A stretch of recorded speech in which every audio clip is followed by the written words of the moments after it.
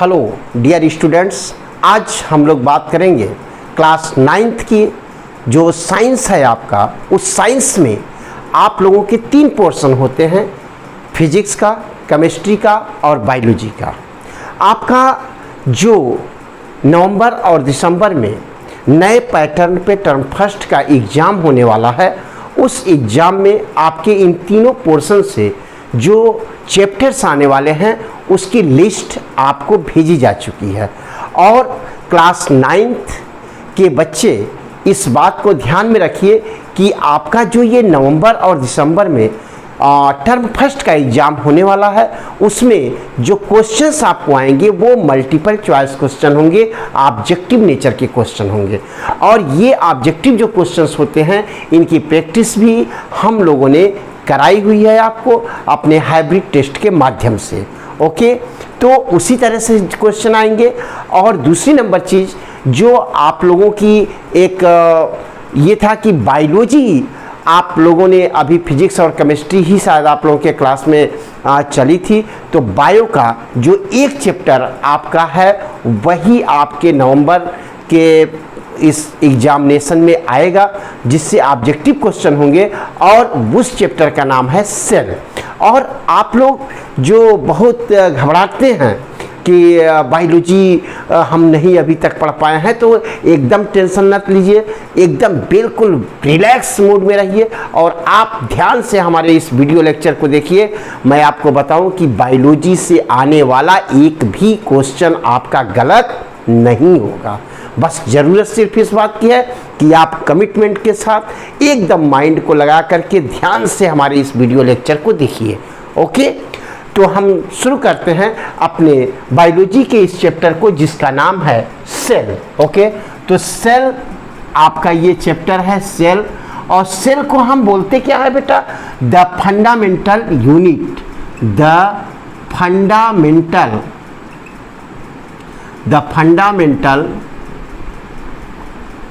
Unit of life. यानी cell जो हमारा होता है, यह cell fundamental unit of life है। यानी जो जीवन है हमारा, उस जीवन की आधारभूत इकाई है। यानी आधारभूत इकाई का मतलब कि जो हमारा जीवन है, जो लाइफ है, आप ये जानते हैं कि बायोलॉजी साइंस का वह पोर्शन है जिसमें हम लिविंग थिंग्स के बारे में जानते हैं। और बेटा आप लोग छोटे क्लासेस में क्लास 5th 6th 7th में भी आपने लिविंग थिंग्स के बारे में पढ़ा होगा कि लिविंग थिंग्स वे होते हैं जिनमें ग्रोथ और डेवलपमेंट होता है, जिनमें मेटाबॉलिज्म होता है, जिनमें आपका breathing, digestion, excretion, respiration, reproduction और सेंसिटिविटी, ये जो बायोलॉजिकल एक्टिविटीज़ है, जो जैविक प्रक्रियाएं हैं, ये जिनके अंदर होता है वो लिविंग थिंग्स हैं। और जिनमें ऐसा नहीं होता, यानी जिनमें ग्रोथ नहीं होती, डेवलपमेंट नहीं होता, digestion, respiration, excretion, reproduction, sensitivity, metabolism, ये सारी प्रक्रियाएं जिनमें नहीं होती, वो क्या आपके कहलाते हैं? वे आपके नॉन लिविंग थिंग्स कहलाते हैं। तो जो लिविंग थिंग्स हैं, यानी वे लिविंग थिंग्स, जैसे कोई भी ऑर्गेनिज्म की बात कर लीजिए, आप अपने आप की बात कर लीजिए, मनुष्य की बात कर लीजिए, कुत्ता, बिल्ली, बंदर, भालू, शेर, हाथी, घोड़ा, या फिर किसी भी पौधे की बात करिए, चाहे आम हो, नीम हो, इमली हो, कोई भी पौधा हो, तो जो भी प्लांट्स हैं और जो एनिमल्स हैं, ये आपके क्या होते हैं? लिविंग थिंग्स होते हैं। तो जरा हम ये देखने का प्रयास करते हैं बेटा कि ये जो लिविंग थिंग्स हैं, उन लिविंग थिंग्स का जो शरीर होता है, पूरी बॉडी होती है, वो बॉडी किससे मिलके बनी होती है। तो आप अपने आप में स्वयं को देखिए कि आपका जो शरीर है, अगर मान लीजिए ये आप हैं और ये आपकी बॉडी है, यानी this is your body, why you are your body, तो आपका जो शरीर है वह शरीर किससे मिलके बना है बेटा? तो आप देखेंगे तो ये मिलके बना है विभिन्न ऑर्गन सिस्टम से। किससे मिलके बना हुआ है? विभिन्न ऑर्गन सिस्टम से। अब आप ये जानना चाहेंगे कि ये ऑर्गन सिस्टम क्या है, क्यों कि आप लोगों में से कुछ लोग बता सकते हैं। कौन कौन बता सकता है ऑर्गन सिस्टम क्या है? यस, आप देखिए, जो हमारा डाइजेस्टिव सिस्टम है, जैसे डाइजेस्टिव सिस्टम है हमारे शरीर का, या हमारे शरीर का रेस्पिरेटरी सिस्टम है, रेस्पिरेटरी सिस्टम है, या हमारे शरीर का रिप्रोडक्टिव सिस्टम है, रिप्रोडक्टिव सिस्टम है, या हमारे शरीर का ब्रीदिंग का प्रोसेस है, या हमारे शरीर का सर्कुलेशन का प्रोसेस है। तो ये जो हमारे शरीर के डिफरेंट सिस्टम हैं, ये सिस्टम हमारे क्या होते हैं? ऑर्गन सिस्टम कहलाते हैं। Is that clear? क्योंकि जो डाइजेस्टिव सिस्टम है, उस डाइजेस्टिव सिस्टम के द्वारा ही जो हम अपने शरीर का वृद्धि और विकास, ग्रोथ और डेवलपमेंट करते हैं, उसके लिए एनर्जी को प्राप्त करने के लिए जो भोजन हम आप लेते हैं, उसका पूर्ण रूपीय डाइजेशन हमारे शरीर में होता है। तो ये सिस्टम इस को करता है। इसी तरह से रेस्पिरेटरी सिस्टम होता है जो एनर्जी प्रदान करने का काम करता है। रिप्रोडक्टिव सिस्टम होता है जिसके द्वारा हम अपने जैसे ही दूसरे संतान को, या कोई भी ऑर्गेनिज्म, कोई भी लिविंग थिंग्स, कोई भी पौधा हो या कोई एनिमल हो, वो अपने जैसी संतान बनाने की क्षमता रखता है। तो ये जो सारे सिस्टम हैं, इन्हीं सारे सिस्टम से मिलके हमारी बॉडी बनी हुई है। और फिर आगे हम देखते हैं कि ये ऑर्गन सिस्टम किससे मिलके बना है। तो ये ऑर्गन सिस्टम मिलके बना है डिफरेंट ऑर्गन से। किससे मिलके बना है? डिफरेंट ऑर्गन से मिलके बना है। और ये ऑर्गन क्या है? अब जैसे हम अगर इस डाइजेस्टिव सिस्टम की बात करें, तो इस डाइजेस्टिव सिस्टम में आप देखते हैं कि आपका माउथ आता है, आपका ओइसोफेगस आता है। आप इन सब चीज़ों को बेटा छोटे क्लासेस में पढ़ भी चुके हैं। एक तरह से मैं रिवीजन भी कर रहा हूँ कि माउथ है, ओइसोफेगस है, इसके बाद आपका स्टमक होता है, स्टमक के बाद आपका क्या आता है? स्मॉल इंटेस्टाइन आती है, स्मॉल इंटेस्टाइन के बाद क्या आता है बेटा? इसके बाद आपका लार्ज इंटेस्टाइन आता है, और लार्ज इंटेस्टाइन के बाद क्या आता है? आपका रेक्टम आता है, और इस रेक्टम के बाद क्या आता है? एनस आता है। यानी कि आप ये जो देख रहे हैं कि आपके ये इतने सारे ऑर्गन हैं, यानी कि जो mouth, oesophagus, stomach, small intestine, large intestine, rectum और एनस है, ये इतने सारे ऑर्गन ये आपके मिल करके क्या बना रहे हैं? एक सिस्टम बना रहे हैं जिसको आप बोलते हैं digestive system. Is that clear? तो जो हमारा ये ऑर्गन सिस्टम होता है, वो विभिन्न सारे ऑर्गन से मिलके बना होता है। और अब फिर हम देखते हैं कि ये हमारा ऑर्गन किससे मिलके बना होता है। तो ये ऑर्गन हमारा मिलके बना होता है टिश्यू से। और ये जो टिश्यू होते हैं बेटा ना, ये जो टिश्यू होते हैं, ये भी अगर हम अपनी बात कर रहे हैं तो एनिमल टिश्यू जो होते हैं, वो एनिमल टिश्यू भी 4 तरीके के होते हैं बेटा आपके। और ये चारों कौन है? इपिथेलियल टिश्यू होता है, कनेक्टिव टिश्यू होता है, मस्कुलर टिश्यू होता है, और नर्वस टिश्यू होता है। यानी ये 4 प्रकार के टिश्यू होते हैं जिनकी बात हम आगे करेंगे। तो ये epithelial tissue, connective tissue, muscular tissue और नर्वस टिश्यू। अब इनका थोड़ा थोड़ा बात करते हैं। अब जैसे आप इस डाइजेस्टिव सिस्टम की बात करें, तो यहाँ पे देखिए कि अगर ये आपका माउथ है, ये आपकी ओइसोफेगस है, ये आपका स्टमक है, ये आपकी स्मॉल इंटेस्टाइन है, ये आपकी लार्ज इंटेस्टाइन है,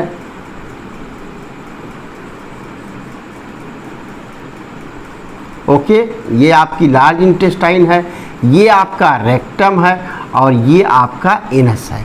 यानी ये माउथ हो गया, ये ओइसोफेगस हो गया, ये स्टमक हो गया, ये आपका स्मॉल इंटेस्टाइन हो गई, ये आपका लार्ज इंटेस्टाइन हो गया, ये आपका रेक्टम हो गया, और ये आपका एनस हो गया। यानी आपने बेटा यहाँ पे देखा कि जो mouth, oesophagus, stomach, small intestine, large intestine, rectum और एनस हैं, ये इतने मिल करके हमारा एक सिस्टम बनाते हैं जिसको बोलते हैं डाइजेस्टिव सिस्टम। और ये जो आर्गन हमारे बने हैं ना, ये आर्गन आपस में देखो एक दूसरे से जुड़े हुए हैं। और इसके अलावा तो जो ये आपस में एक दूसरे से जुड़े हुए हैं, जैसे माउथ जुड़ा हुआ है ओइसोफेगस से, ओइसोफेगस स्टमक से, तो ये जो एक दूसरे से जुड़े हैं उसको जोड़ने का काम कौन कर रहा है? ये कनेक्टिव टिश्यू कर रहा है। ओके बेटा। अच्छा, दूसरी नंबर चीज अगर हम देखें कि जो ये पूरा आर्गन है यहां से लेके पूरा एक पाइप की तरह से देखो, नली की तरह से है पूरा का पूरा, तो पूरा खोखला है। तो इसके खोखले अंगों का निर्माण करने का काम हमारे शरीर में कौन करता है बेटा? तो वो करता है ये एपिथेलियल टिश्यू। समझ में आई बात? तो एपिथेलियल टिश्यू जो होते हैं वे हमारे शरीर में क्या काम करते हैं? खोखले अंगों का, हॉलो ऑर्गन्स का फॉर्मेशन करते हैं। ठीक है। इसके अलावा जो कनेक्टिव टिश्यू होते हैं वो अंगों को आपस में जोड़ने का काम करते हैं, जैसे हड्डी को हड्डी से जोड़ने का काम। जैसे ये हमारी एक हड्डी है, इस हड्डी को क्या बोलते हैं? आप में से कोई भी बताए? ह्यूमरस। और इसमें क्या है? दो हड्डियां हैं, उनका क्या नाम है? एक रेडियस और एक अल्ना। तो इन दोनों को एक दूसरे से जोड़ने का काम कौन कर रहा है? वो कनेक्टिव टिश्यू कर रहा है। इसके बारे में और डिटेल बात करेंगे। मस्कुलर टिश्यू, ये हमारे जो मसल्स हैं जिनकी वजह से गति होती है अंगों में, उस काम को करते हैं। और जो ये नर्वस टिश्यू है, इन्हीं की वजह से हमें सेंसिटिविटी आती है, इन्हीं की वजह से हम दुख, सुख, गर्म, ठंडा, अच्छा, बुरा, ये सब फीलिंग्स हमारे अंदर जो आती है, या आज मौसम बहुत गर्म है तो ये जो फील हो रहा है, बहुत ठंडा है ये जो फील हो रहा है, तो ये सारी चीज़ें हमारी इस नर्वस टिश्यू के माध्यम से संभव होती हैं। ओके बेटा। तो ये आप यहाँ तक ये समझ गए कि जो हमारी पूरी बॉडी है वो बॉडी किससे मिलके बनी हुई है? आर्गन सिस्टम से। आर्गन सिस्टम क्या है? आप यहाँ देख लीजिए, जो आर्गन सिस्टम है वो किससे मिलके बना है? आर्गन से। और जो आर्गन है वो किससे मिलके बना है? टिश्यू से। और ये टिश्यू किससे मिलके बने हैं बेटा? तो ये टिश्यू मिलके बने हैं सेल से। यानी जो ये सेल हमारा है, यह सेल जिसके बारे में हम यहां पढ़ने जा रहे हैं, इस सेल जो हमारा एक सेल है, इस एक सेल में डिवीजन की क्षमता होती है बेटा, विभाजन की क्षमता होती है। और ये एक सेल डिवाइड होकर के एक से दो सेल बनाता है, फिर अगला डिवाइड होके दो बनाता है, फिर अगला डिवाइड होके दो बनाता है, फिर अगला डिवाइड होके दो बनाता है, और ये ऐसे क्रमशः जारी रहते हैं। तो ऐसे कहें तो एक सेल से दो, दो से फोर, 4 से 8, 8 से 16, 16 से 32, और ऐसे ये डिवीजन होता रहता है तो ग्रुप ऑफ सेल्स बन जाते हैं। तो जो ये सेल है, ये सेल डिवाइड होकर के ग्रुप ऑफ सेल बनाते हैं, जिसको आप क्या बोलते हैं? टिश्यू बोलते हैं। फिर डिफरेंट टाइप के टिश्यू मिलकर के क्या बनाते हैं? आर्गन बनाते हैं। और फिर डिफरेंट आर्गन मिलके क्या बनाते हैं? आर्गन सिस्टम बनाते हैं। और ये डिफरेंट आर्गन सिस्टम मिलके किसी भी ऑर्गेनिज्म की होल बॉडी का फॉर्मेशन करते हैं। तो इस तरीके से बेटा आप देखिए कि जो ये सेल है वो cell fundamental unit of life है। यानी कि किसी भी ऑर्गेनिज्म के शरीर का जो स्ट्रक्चरल और फंक्शनल यूनिट है वो क्या है? आपका सेल है। अगर सेल नहीं होता तो फिर ये बॉडी भी नहीं होती, ऑर्गेनिज्म भी नहीं होता। यानी कि cell is the structural and functional unit of life. Okay. अब जब इतनी बात आप समझ गए कि एक सेल को फंडामेंटल यूनिट ऑफ लाइफ क्यों कहते हैं, क्योंकि यह किसी भी ऑर्गेनिज्म के जो स्ट्रक्चरल और फंक्शनल कार्य होते हैं इसकी यूनिट होती है, उसकी इकाई होती है।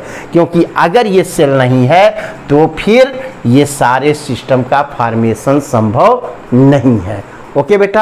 अब हम देखेंगे कि जो हमारा ये सेल है वो सेल कितने तरह का होता है। ओके बेटा। तो अब हम देखेंगे कि जो सेल है हमारा वो सेल दो तरीके का होता है। जो ऑर्गेनिज्म होते हैं वो दो तरीके के होते हैं बेटा, एक यूनिसेलुलर होते हैं, यूनिसेलुलर, और दूसरे होते हैं आपके मल्टी सेलुलर। यानी दो तरह के ऑर्गेनिज्म होते हैं इस सेल के बेस पे। अगर कोई ऑर्गेनिज्म है, जैसा कि आप शायद छोटे क्लासेस में पढ़े हों और नाम भी जानते हों, आप में से तमाम सारे लोग बच्चे होंगे जो इस बात को जानते होंगे कि अमीबा का नाम सुने होंगे, पैरामीशियम का नाम सुने होंगे, यूग्लिना का नाम सुने होंगे। आप में से कोई भी ये बता सकता है कि ये अमीबा, पैरामीशियम, यूग्लिना इनमें से यूनिसेलुलर है या मल्टीसेलुलर है? ओके, तो देखो, अगर कोई ऑर्गेनिज्म है और उसके उस ऑर्गेनिज्म का पूरी की पूरी होल बॉडी केवल और केवल यानी ओनली वन सेल से मिलके बनी हो, यानी अगर कोई ऑर्गेनिज्म है और उस ऑर्गेनिज्म की होल बॉडी केवल एक सेल से मिलके बनी हो, एक ही सेल की हो, तो उसे हम बोलते हैं यूनिसेलुलर। यूनि मतलब होता है, इस यूनि का मतलब होता है बेटा सिंगल, यानी कि ऐसा ऑर्गेनिज्म जिसमें केवल एक ही सेल हो। अब जैसे अमीबा का स्ट्रक्चर आप बनाइए ऐसे, ये अमीबा आपका बन गया, तो इस अमीबा में आप देखिए क्या है, केवल ये एक सेल है। ओके, लेकिन वहीं पे मल्टी सेलुलर ऑर्गेनिज्म वो होंगे जिनके शरीर में केवल एक सेल नहीं बल्कि एक से अधिक सेल मिल करके, जैसे अभी आपने देखा था यहाँ पे कि जो बड़े जीव जंतु हैं, जो बड़े लिविंग ऑर्गेनिज्म है, जैसे बड़े बड़े पेड़ पौधे हैं, प्लांट्स हैं, या कुत्ता बिल्ली आदमी, ये सब बड़े जंतु हैं, शेर है, तो इनका शरीर कई सारे सेल्स से मिलके बना होता है, इसलिए उनको क्या बोलते हैं, मल्टी सेलुलर बोलते हैं। ओके, नाउ नेक्स्ट अगर हम देखें बेटा, तो दूसरा ये जो सेल होती है, ये सेल आपकी प्लांट सेल और एनिमल सेल, प्लांट सेल और एनिमल सेल। ओके, तो दो तरह के ये सेल होते हैं। इसके अलावा जैसे एक तो आपने देख लिया कि यूनिसेलुलर और मल्टी सेलुलर ऑर्गेनिज्म, और दूसरा अब आप देखने जा रहे हैं कि जो ये प्लांट सेल हैं और एनिमल सेल हैं, यानी जो एनिमल हैं उनमें जो सेल होती है उसकी क्या विशिष्टता है, उसकी क्या कैरेक्टरिस्टिक्स है, और जो प्लांट सेल है उनका क्या कैरेक्टरिस्टिक्स है, उनको हम कैसे पहचान सकते हैं।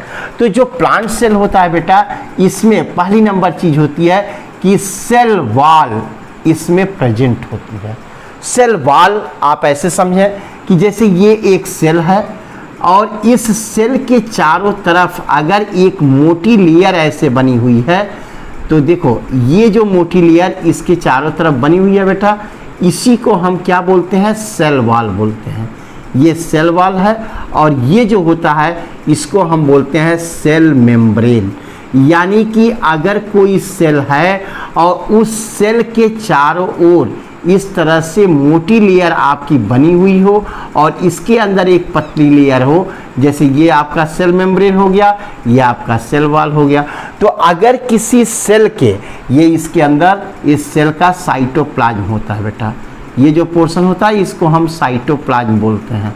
ठीक है, तो अगर कोई सेल है और उस सेल के चारों तरफ एक मोटी लेयर हो तो उसको हम बोलते हैं सेल वॉल, और ये सेल वॉल अगर प्रेजेंट है किसी सेल के चारों तरफ तो उसको हम बोलते हैं प्लांट सेल। दूसरी नंबर चीज कि अगर हम एनिमल सेल की बात करेंगे तो ये सेल वॉल क्या होगा, एब्सेंट होगा, यानी वहां सेल में केवल यही एक बाहरी लेयर होगी, आउटर लेयर, जिसको हम क्या बोलेंगे, सिर्फ सेल मेम्ब्रेन बोलेंगे।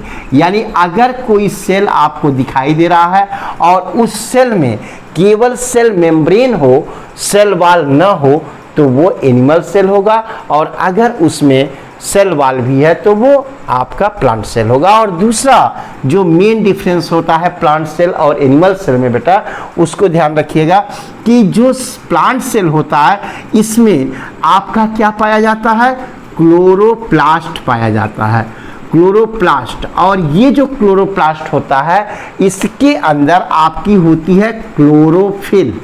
बात समझ में आई, क्लोरोफिल।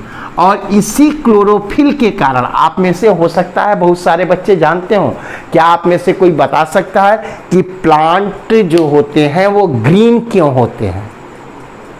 प्लांट की पत्तियां ग्रीन होती हैं, प्लांट ग्रीन होते हैं, उसका रीजन है बेटा कि प्लांट में आपका यही क्लोरोफिल पाया जाता है। और इसी क्लोरोफिल के कारण प्लांट क्या होते हैं, ग्रीन इन कलर होते हैं।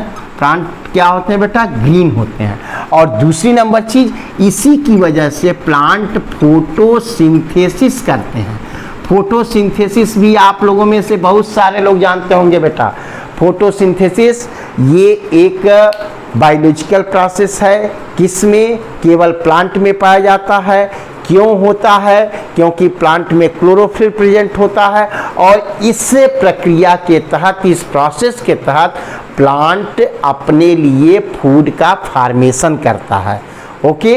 और ये जो फोटोसिंथेसिस है इसकी डिफिनीशन भी मैं आपको बता दे रहा हूँ कि जो प्लांट्स होते हैं वे प्लांट्स जो हमारा ये एटमॉस्फेयर है ना, उस एटमॉस्फेयर से क्या लेते हैं, कार्बन डाइऑक्साइड। और जो हमारा पृथ्वी है उस पृथ्वी से क्या लेते हैं, वाटर लेते हैं। प्लांट की जड़ें जो होती हैं, रूट होती हैं, उसमें जाइलम होते हैं और वो जाइलम के थ्रू वाटर को एब्जॉर्ब करता है। यानी पत्तियों तक, आपके जो लीव्स होते हैं प्लांट के, वहाँ तक वाटर को ले आने का काम जाइलम के द्वारा, और कार्बन डाइऑक्साइड को एटमॉस्फेयर से प्लांट ले लेता है। और सनलाइट के प्रेजेंस में जब सनलाइट उस पर पड़ती है तो ये जो क्लोरोफिल होता है, इस क्लोरोफिल की वजह से, इसी की सहायता से प्लांट में ग्लूकोज के रूप में या कार्बोहाइड्रेट के रूप में भोजन का निर्माण होता है। ठीक है। यानी कि सभी green plants, all green plants in presence of chlorophyll intake water from the earth and carbon dioxide from the atmosphere. They prepare their own food in the form of glucose / carbohydrate and liberate oxygen. वो oxygen को भी छोड़ते हैं। तो यानी कि ये जो आपका क्लोरोप्लास्ट है या क्लोरोफिल है, ये सिर्फ और सिर्फ आपके किस में प्रेजेंट होता है, प्लांट सेल में होता है। जबकि एनिमल सेल में ये क्लोरोप्लास्ट या क्लोरोफिल क्या होता है, एब्सेंट होता है। इसीलिए ये अपना भोजन भी या अपना फूड स्वयं नहीं बना पाते और इसी वजह से इनको हम क्या बोलते हैं, इनको बोलते हैं हेटेरोट्रॉप्स। क्या बोलते हैं बेटा, हेटेरोट्रॉप्स। हेटेरोट्रॉप्स मतलब क्या हुआ, हेटेरो मीन्स होता है बेटा अदर्स। क्या होता है, अदर्स। और ट्रॉप्स मतलब क्या होता है, ट्रॉप्स का मतलब होता है न्यूट्रिशन। यानी ऐसे ऑर्गेनिज्म जो अपने न्यूट्रिशन के लिए दूसरों पर निर्भर हैं। ओके। यानी जो एनिमल सेल होती है उसमें वो क्लोरोप्लास्ट एब्सेंट होता है, इस वजह से एनिमल क्या होते हैं, हेटेरोट्रॉप्स होते हैं। जबकि वहीं अगर प्लांट सेल की बात करें, प्लांट की बात करें तो प्लांट में क्लोरोफिल होता है, जिसकी वजह से प्लांट की लीव्स ग्रीन होती हैं और ये फोटोसिंथेसिस करते हैं और अपना भोजन स्वयं बनाने में सक्षम होते हैं। इसलिए ये क्या होते हैं, ऑटोट्रॉप्स होते हैं। क्या होते हैं, ऑटोट्रॉप्स। ऑटो मीन्स क्या होता है, सेल्फ, और ट्रॉप्स मतलब आपको यहाँ बताया न्यूट्रिशन, यानी जो अपना न्यूट्रिशन स्वयं कर सकते हैं। ओके बेटा, तो आप इतनी बातें समझ गए कि जो हमारा प्लांट सेल होता है उसको कैसे पहचानोगे, उसमें सेल वॉल प्रेजेंट होगी, उसमें क्लोरोप्लास्ट होगा, उसमें क्लोरोफिल होगी, वो फोटोसिंथेसिस कर सकता है, ग्रीन कलर का होगा और ऑटोट्रॉप्स होगा। जबकि एनिमल सेल की बात करेंगे तो सेल वॉल एब्सेंट होगी, क्लोरोप्लास्ट भी एब्सेंट होगा, क्लोरोफिल भी एब्सेंट होगा और ये क्या होंगे, हेटेरोट्रॉफ्स होंगे। ओके बेटा, अब हम बात करते हैं आपसे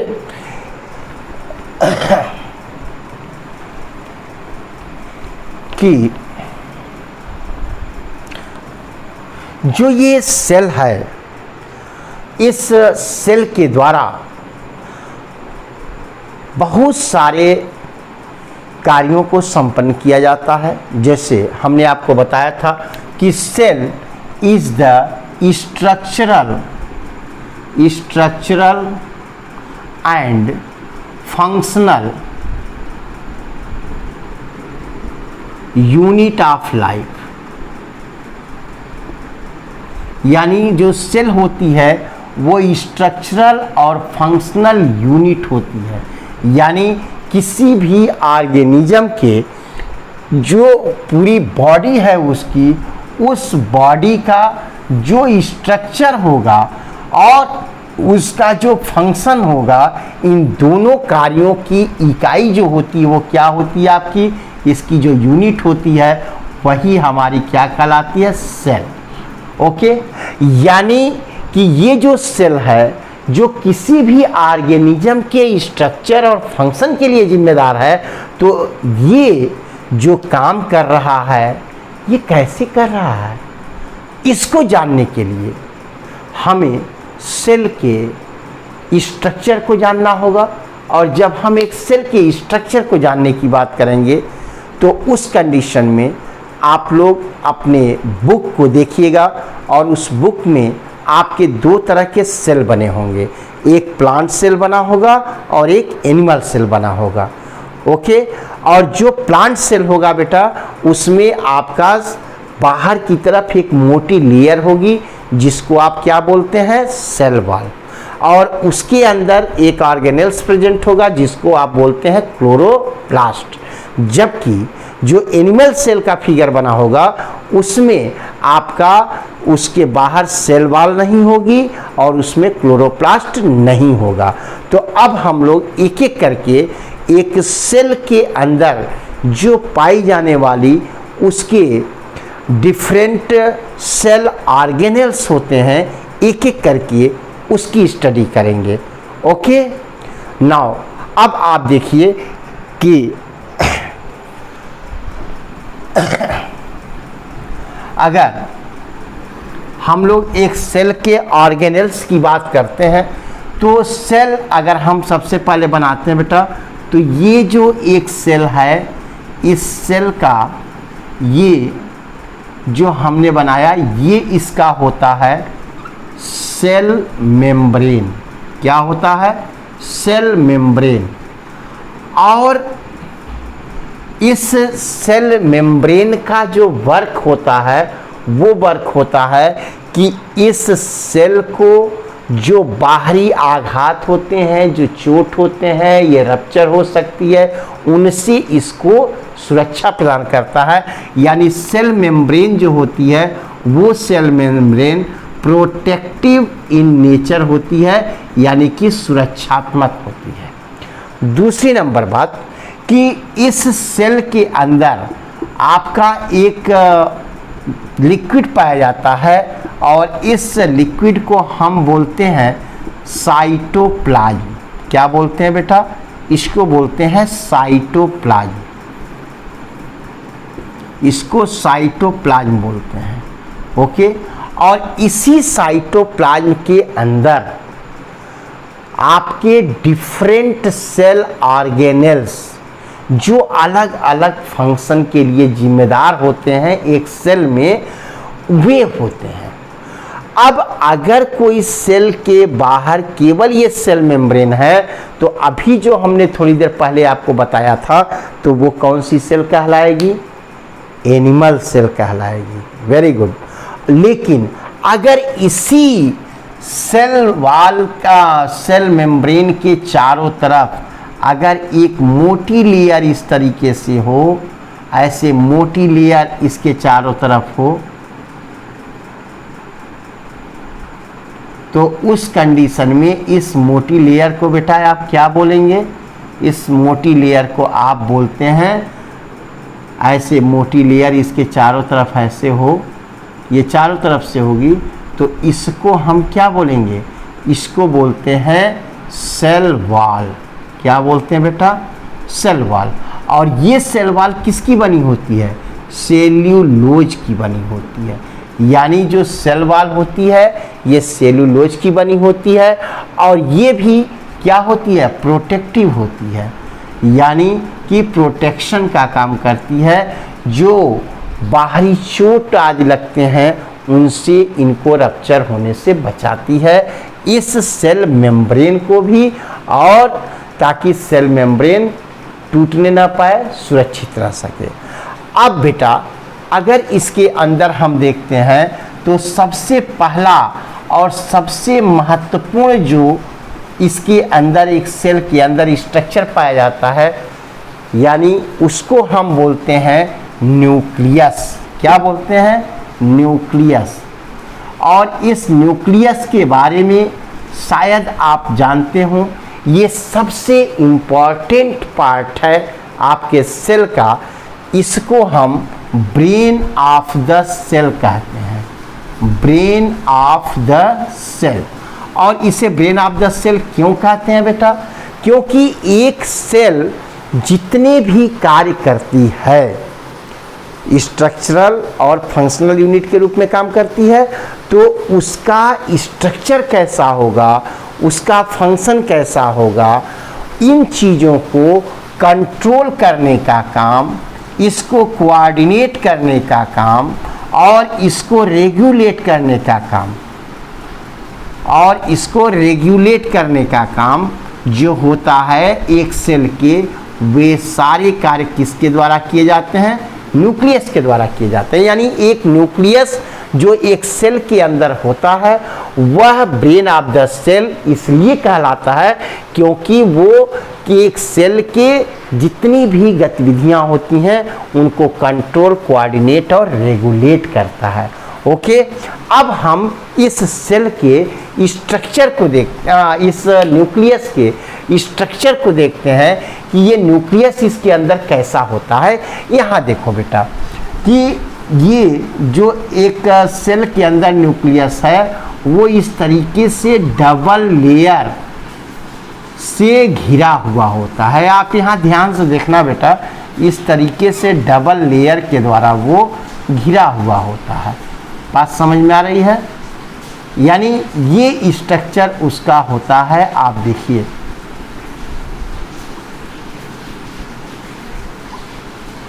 यानी जो एक न्यूक्लियस होता है उस न्यूक्लियस के चारों ओर ये आपकी डबल लेयर न्यूक्लियर मेम्ब्रेन होती है।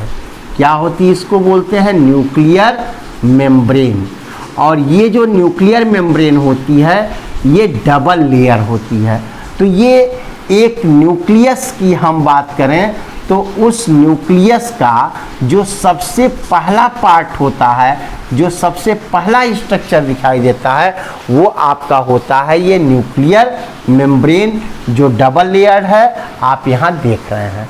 ओके बेटा, दूसरी नंबर चीज, इस के अंदर एक फ्लूइड होता है और ये जो फ्लूइड होता है इसके अंदर के इस फ्लूइड को हम बोलते हैं न्यूक्लियोप्लाज्म। बेटा देखो, एक सेल के अंदर जो फ्लूइड होता है उसको हम क्या बोलते थे, साइटोप्लाज्म। ये सेल के अंदर का फ्लूइड है, लेकिन इस न्यूक्लियर मेम्ब्रेन के अंदर जो फ्लूइड होता है इसको हम बोलते हैं न्यूक्लियोप्लाज्म। क्या बोलते हैं, न्यूक्लियोप्लाज्म। ठीक है, यानी कि जो न्यूक्लियस है उसका पहला पार्ट तो हो गया आपका न्यूक्लियर मेम्ब्रेन जो डबल लेयर है, दूसरा पार्ट हो गया न्यूक्लियोप्लाज्म। और इसके अंदर एक तीसरा पार्ट बेटा इस तरीके का होता है जिसको हम बोलते हैं आपका न्यूक्लियोलस। क्या बोलते हैं, न्यूक्लियोलस। और इस न्यूक्लियोलस में जो तीसरा पार्ट इसका है आपका क्या होता है, आरएनए। और आरएनए का नाम आप लोगों में से कितने लोगों ने सुना है बेटा, आरएनए इसका पूरा नाम होता है राइबोज न्यूक्लिक एसिड। क्या नाम होता है? Ribose nucleic acid. और ये जो राइबोज न्यूक्लिक एसिड होता है, वो राइबोज न्यूक्लिक एसिड आपके प्रोटीन का संश्लेषण करता है, यानी कि प्रोटीन सिंथेसिस का काम करता है। यानी जो किसी भी ऑर्गेनिज्म की पूरी बॉडी बनी होती है बेटा ना, हमारी आपकी ये जो बॉडी है ये पूरी की पूरी प्रोटीन की बनी है, 20 प्रकार के अमीनो एसिड्स की। जब अगली क्लासेस में आप जाएंगे तो इसके बारे में आपको जानकारी दी जाएगी। ओके, दूसरी नंबर चीज बेटा, जो चौथा पार्ट इसका होता है उसको हम क्या बोलते हैं? उसको बोलते हैं क्रोमैटिन मैटर। क्या बोलते हैं बेटा? क्रोमैटिन मैटर बोलते हैं। और ये जो क्रोमैटिन मैटर है वो आपका चौथा पार्ट, ये हम आपका बना रहे हैं। देखो इसके अंदर इस तरह की संरचना होती है और इसी को हम क्या बोलते हैं? Chromatin matter. और ये क्रोमैटिन मैटर रियल में, वास्तव में ये क्या होता है? क्रोमोसोम्स होता है। क्या होता है? क्रोमोसोम्स होता है। और ये क्रोमोसोम्स पर ही आपके क्या लगे होते हैं? जीन लगे होते हैं बेटा। और इसी जीन के कारण हमारे, आपके या किसी भी ऑर्गेनिज्म के शरीर में जो उसके कैरेक्टर होते हैं ना, जो उसके गुण होते हैं, जो उसके ट्रेट्स होते हैं, यानी जो उसके लक्षण होते हैं, वो कैरेक्टर, वो गुण, वो लक्षण किसी भी ऑर्गेनिज्म में कब आते हैं? किसके कारण आते हैं? वो इसी आपके क्रोमोसोम्स पे लगे जीन के कारण आते हैं। और ये जो क्रोमोसोम्स और जीन है बेटा, वो किसका बना होता है? ये बेसिकली बना होता है डीएनए का। आप यहाँ देखे थे आरएनए, और आरएनए का काम क्या था? प्रोटीन सिंथेसिस का था। और ये जो डीएनए है, इसी डीएनए से आपका किसका फॉर्मेशन हुआ? क्रोमोसोम्स का। और इसी डीएनए से आपका किसका फॉर्मेशन हो रहा है? जीन का। और ये जो क्रोमोसोम्स हैं, इसी के ऊपर ये जीन लगे होते हैं और ये दोनों इसी डीएनए के पार्ट होते हैं। बड़ी क्लासेस में जब आप 11th में जाओगे तो वहाँ पे इन चीज़ों को भी और डिटेल में स्टडी की जाएगी। तो ये जो डीएनए होता है, जैसे आरएनए का पूरा नाम क्या बताया था आपने? Ribose nucleic acid. उसी तरह से इस डीएनए का पूरा नाम क्या होता है? Deoxyribose nucleic acid. ओके बेटा, डीऑक्सीराइबोज न्यूक्लिक एसिड। अब हमने आपको यहाँ पे जो एक सेल के अंदर ये न्यूक्लियस है, और इस न्यूक्लियस को आप क्या बोले थे? Brain of the cell. तो जो ब्रेन ऑफ सेल बोले थे, यानी एक सेल का जो ब्रेन होता है, वह ब्रेन क्या होता है? उसका न्यूक्लियस होता है। और ये न्यूक्लियस जो इसका स्ट्रक्चर है, आपने यहाँ देख लिया कि इसमें न्यूक्लियर मेम्ब्रेन है, न्यूक्लियोप्लाज्म है, न्यूक्लियोलस है, जिसके अंदर आरएनए है, ये प्रोटीन का फॉर्मेशन करता है। और ये जो क्रोमैटिन मैटर है, ये क्रोमैटिन मैटर वास्तव में क्या होता है? क्रोमोसोम्स, जिस पे जीन लगे होते हैं, जिसकी वजह से गुण आते हैं, और ये आपके डीएनए का बना होता है। और इसी डीएनए को आप किस नाम से जानते हो? डीएनए जेनेटिक मटेरियल होता है बेटा, जेनेटिक मटेरियल। इसका मतलब ध्यान से सुनिएगा इस बात को, यानी जेनेटिक मटेरियल वो होता है जिसकी वजह से किसी भी ऑर्गेनिज्म का, चाहे वो कोई प्लांट हो या कोई एनिमल हो या हम आप हैं, सबकी शरीर की संरचना, उसकी कार्यप्रणाली, उसका शेप, उसकी साइज, उसका स्ट्रक्चर, उसका फंक्शन, उसका बिहेवियर, क्या कैरेक्टर उसके अंदर होंगे, वो सारी चीज़ों की जन्म पत्री, एक तरीके से ब्लूप्रिंट क्या होता है? डीएनए। और इसी में ये सारी सूचनाएं होती हैं, सारी इंफॉर्मेशन इसी में होती हैं। और इसी डीएनए के द्वारा ये सूचना आरएनए को दी जाती है, और आरएनए उसी तरह का प्रोटीन बनाता है और उसी तरह का गुण या कैरेक्टर हमारे आपके अंदर आता है। ओके बेटा, तो ये हम लोग यहाँ पे देखें कि एक सेल के अंदर जो सेल वॉल है, अगर ये सेल वॉल प्रेजेंट है तो वो सेल क्या हो जाएगी? प्लांट सेल हो जाएगी। अगर ये सेल वॉल इसके चारों तरफ नहीं होती तो ये कैसा सेल हो जाता? एनिमल सेल हो जाता। दूसरी नंबर चीज कि जो इस सेल वॉल के बाद दूसरा सेल ऑर्गेनेल्स होगा। पहला सेल ऑर्गेनेल्स तो आपका क्या हो गया, सेल वॉल। दूसरा सेल ऑर्गेनेल्स आपका क्या होगा, ये सेल मेम्ब्रेन होगी। और सेल मेम्ब्रेन आपकी क्या होती है, पतली होती है। ये मोटी होता है यानी थिक होता है, और ये क्या होती है आपकी सेल मेम्ब्रेन, थिन होती है। ओके, और ये भी प्रोटेक्टिव होती है, फ्लेक्सिबल होती है आपकी। और एक कैरेक्टरिस्टिक्स इसकी है कि ये सेमी परमिएबल इन नेचर होती है। क्या होती है बेटा, सेमी परमिएबल होती है। सेमी परमिएबल का मतलब क्या हुआ कि ये कुछ निश्चित पदार्थों को ही अपने से हो करके इसके अंदर या इससे बाहर जाने देती है। ओके, जैसे मान लो ये हमारा देख रहे हो, ये क्या है, सेल मेम्ब्रेन है। अब ये बताओ, इस पे पानी डालो तो क्या पानी इसके अंदर जाएगा, नहीं जाएगा। तो क्या इसने वाटर को अंदर जाने दिया, नहीं। लेकिन अभी गर्मी हो तो पसीना इससे बाहर आ जाएगा, तो पसीने को क्या किया इसने, बाहर आने दिया जो हमारे स्वीट्स हैं। लेकिन क्या बिना कटे ये ब्लड को बाहर आने देगा, नहीं आने देगा। यानी ये कुछ निश्चित पदार्थों को ही अपने से होकर के अंदर और बाहर आने जाने देता है। इसी कैरेक्टरिस्टिक्स को हम क्या बोलते हैं, सेमी परमिएबिलिटी। यानी जो सेल मेम्ब्रेन होती है वो सेमी परमिएबल होती है।